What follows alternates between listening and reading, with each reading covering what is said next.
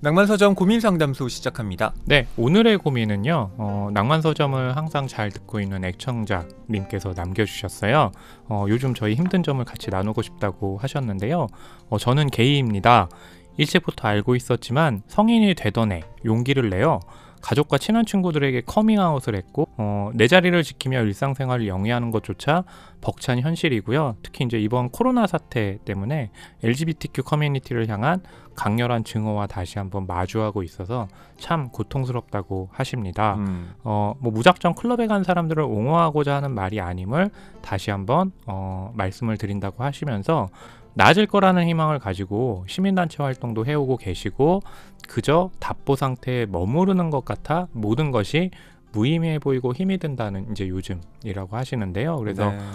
저와 허위평론가님에게 이런 현실을 똑같이 겪게 할 수 없으니까 후세에게 포기하지 않게 할 수 있는 그런 좀 힘을 달라고 고민상담소 남겼습니다. 네. 자, 그럼 허나웅 평론가님은 어떤 영화 추천해 주시겠습니까? 첫 번째로 떠오른 작품이 구스반 산트의 밀크라는 작품이었어요. 네. 구스반 산트라고 하면 뭐 엘리펀트라는 작품도 있고 정말 영화사에 계속해서 언급될 만한 작품들을 꽤 많이 만들었잖아요. 네. 근데 이 밀크라는 제목은요.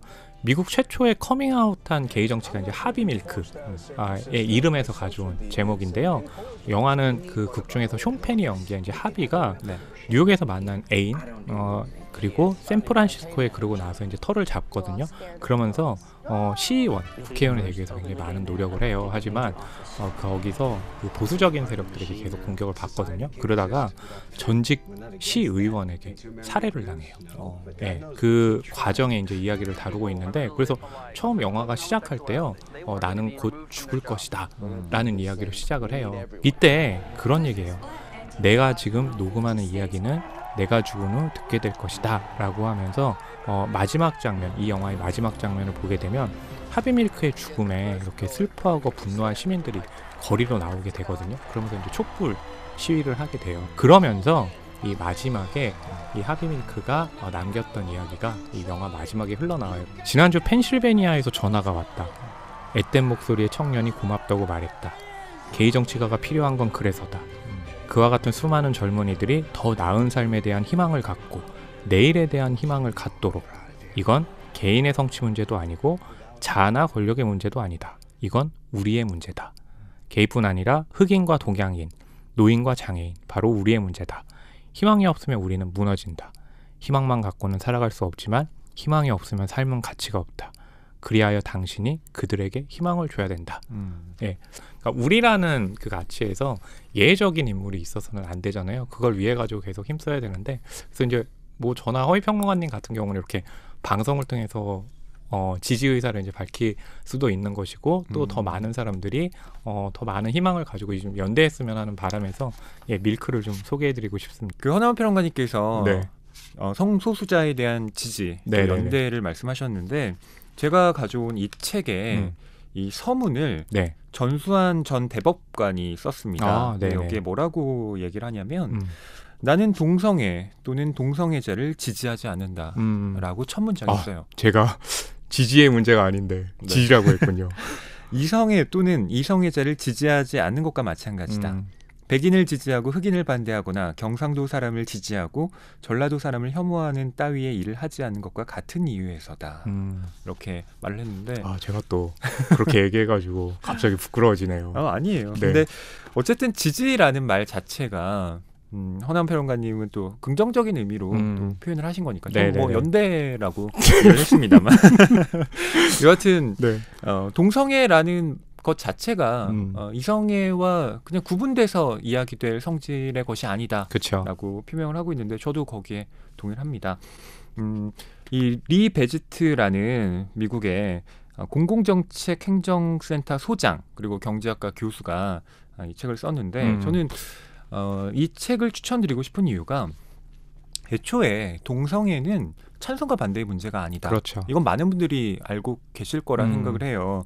그렇기 때문에 제도에 대한 문제를 고민해야 되지 않나 싶습니다. 그러니까 사람들에게 사회적으로 동성 결혼에 대한 합의가 이루어졌을 때 그 전제는 이미 동성애라는 것 자체가 배관시될 것이 아니다라는 그런 이제 전제가 바탕이 되어 있는 그렇죠. 거잖아요. 그래서 저는 이 제도라는 것이 선행될 때 어떻게 보면 답보 상태인 지금의 이 성소수자 담론 이야기가 조금 더 한 걸음 진전될 수 있지 않을까라는 생각이 들었어요. 이를테면 투표권에 있어서도 물론 많은 여권 운동가들이 그 여성들의 참정권을 주장했고 그것이 제도화된 것이 사실이지만 어쨌든 그 제도라는 것이 딱 만들어지면서 여성들에게도 투표권이 주어지는 것이 당연한 거구나라는 그 인식들이 또 그 뒤에 자연스럽게 따라왔거든요. 네. 전 이런 그 동성애 또 성적 소수자도 마찬가지라고 생각합니다. 예. 그리고 미국의 이미 전 주에서 이 동성 결혼은 합법화돼 있고요. 뭐 네덜란드나 남아프리카 공화국, 아르헨티나에서도 동성 결혼은 합법입니다. 네. 근데 우리나라에서는 아직 그렇지 않기 때문에 또 이에 대한 논의도 지금 거의 되고 있지 않잖아요. 제도를 만들어야 되는 필요성은 이미 알고 있는 건데 제 말은 이걸 만드는 과정이 쉽지가 않고 얼마나 어렵겠어요. 근데 이제 그 책임을 오로지 동성애자들한테만 지우는 게 아니냐는 생각인 거예요, 저는. 그러니까 이 책 같은 경우는 그걸 이성애자들이나 뭐 동성애자들이나 상관없이 어쨌든 법제화의 논의는 다 같이 해야 된다라고 말을 하고 있는 거죠. 그럼 평론가님이 하고 싶으신 말씀은 지금 사회 고민을 신청하신 분뿐만 아니라 우리 모두가 더 노력해야 될 일이니까 뭐 거기에서 힘을 얻어라. 혼자만 노력하고 있다는 게 아니다 하는 걸 말씀해주고 싶으신 거죠? 그렇죠. 그러니까 뭐 꼭 흑인들의 요즘 뭐 권리 신장 운동 계속 하고 있지만 흑인들만 하고 있는 게 아니라 백인들도 같이 하잖아요. 네. 그거가 마찬가지라고 생각해요. 네, 오늘은 낭만서점 애청자분께 네. 좀 힘이 될 수 있는 영화와 책 소개해드렸는데요. 허나운 평론가님은? 저는 밀크라는 작품 소개해드렸고요. 허위평론가님은 동성결혼은 사회를 어떻게 바꾸는가 책을 소개해드렸는데요. 중요한 건 이게 그러니까 당연하게 얘기를 하지만 당연한 것이 받아들여지지 않기 때문에 우리가 계속해서 똑같은 얘기를 되풀이하는 거라는 생각도 들거든요. 하지만 이런 이야기들을 계속 한다는 것, 오늘 제가 소개해드린 밀크에서 하비밀크의 사건은 1978년에 벌어진 거예요. 근데 이 영화가 2008년에 만들어졌거든요. 그 얘기는 아직도 세상은 변하지 않고 있다라는 암울한 부분을 얘기하고 있긴 하지만 또 그럼에도 불구하고 우리는 지속해서 이런 또 이야기를 계속 나누고 있다. 사회가 변화할 때까지 계속 이런 이야기를 할 것이다 라는 것을 또 드러낸다는 점에서도 중요하다고 생각을 합니다. 네, 낭만서점 고민상담소 마치겠습니다.